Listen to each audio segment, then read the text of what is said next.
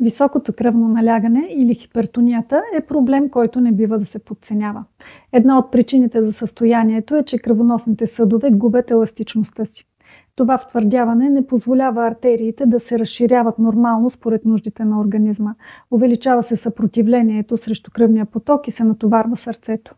Фактори като хроничен стрес, вредни храни, прекомерна консумация на сол и заседнал начин на живот допринасят за втвърдяване на съдовете и увеличават риска от инсулт и инфаркт.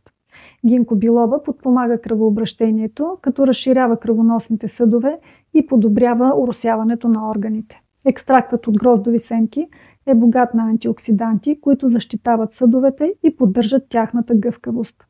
Гинковин на Ботаник съчетава екстрактите от гинко билоба и гроздови семки, които работят в синергия за здравето на сърцето и съдовете.